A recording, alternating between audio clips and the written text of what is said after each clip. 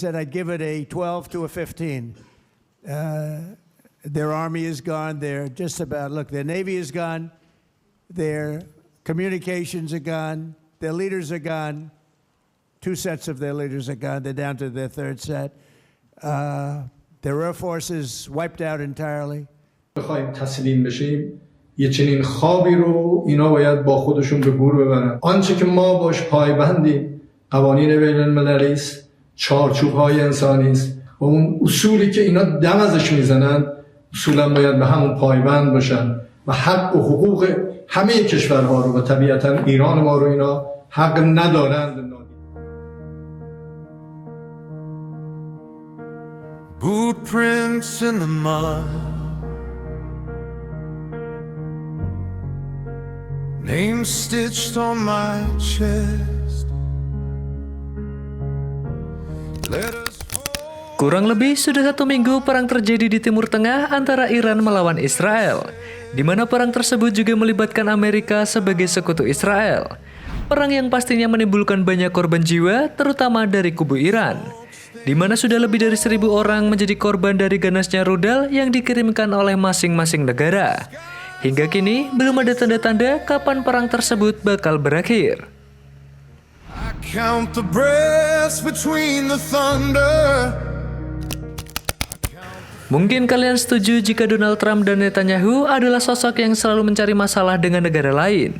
Misalnya dengan Palestina yang sampai saat ini terus mendapatkan serangan dari pasukan Israel. Terbaru ada Iran yang diajak ribut oleh Trump dan Netanyahu. Berbeda dengan Palestina, kali ini Iran terus memberikan perlawanan. Perlawanan yang pastinya tidak disangka-sangka oleh Trump dan Netanyahu. Bagaimana tidak, karena rudal demi rudal terus dikirimkan oleh pasukan revolusi Iran, entah ke kota-kota besar yang ada di Israel maupun pangkalan militer Amerika yang ada di Timur Tengah.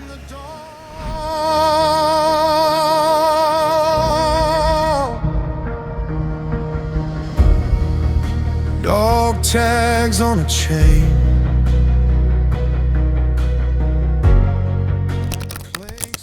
Merasa mendapatkan perlawanan yang sangat serius dari Iran, hal ini membuat Israel dan Amerika terus membalas serangan tersebut. Situasi inilah yang membuat konflik antara ketiga negara tersebut diprediksi bakalan berlangsung lama. Kondisi ini akhirnya membuat Amerika dan Israel coba membujuk negara lain untuk bersama-sama menyerang Iran. Misalnya saat mereka mengajak Jerman. Namun pemerintah Jerman secara tegas menolak tawaran aliansi tersebut. Penolakan itu diutarakan oleh Johann Wadephul selaku Menteri Luar Negeri Jerman.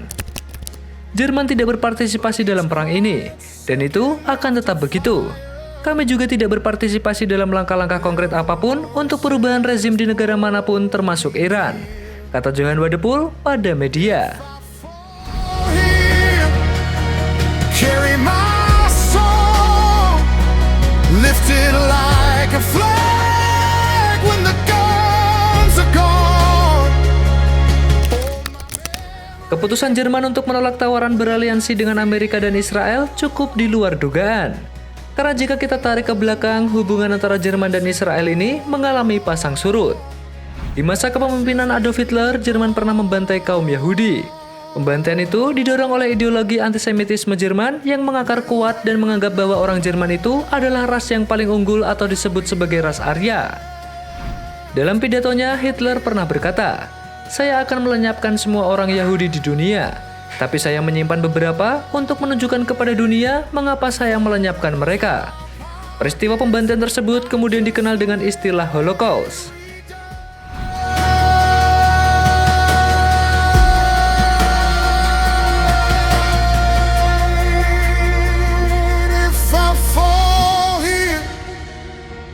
Carry my soul, lifted like a flag.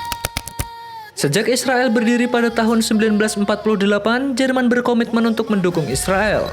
Komitmen ini didasarkan pada upayanya untuk membersihkan citra buruk Jerman di kancah internasional atas kejadian Holocaust. Jerman berkomitmen untuk memastikan keamanan dan eksistensi Israel. Dan hubungan antara Jerman dan Israel ini terjalin mesra dengan adanya hubungan diplomatik pada tahun 1965. Oleh karena itu, saat Iran melancarkan serangan ke Israel, Benjamin Netanyahu dikabarkan sempat melarikan diri ke Jerman untuk mencari perlindungan. Akan tetapi sikap Jerman dalam perang yang melibatkan sekutunya melawan Iran cukup jelas. Jerman tak ingin ambil bagian dalam peperangan tersebut. Sikap yang diambil Jerman ini cukup menggambarkan jika ada keretakan yang terjadi antara Israel dengan sekutu terkuatnya. Meski menolak untuk terlibat perang, namun Jerman melalui Menteri Luar Negerinya yakni Johan Wadephul mengutuk serangan agresif yang dilakukan oleh Iran. Ia mengatakan, kami mengutuk serangan Iran, tidak hanya terhadap negara-negara Teluk, tetapi juga ancaman terhadap Siprus sebagai anggota Uni Eropa. Dan seperti yang ditunjukkan laporan terbaru terhadap Turki kemarin dan Azerbaijan hari ini. Ungkap Wadephul dikutip dari CNN Indonesia.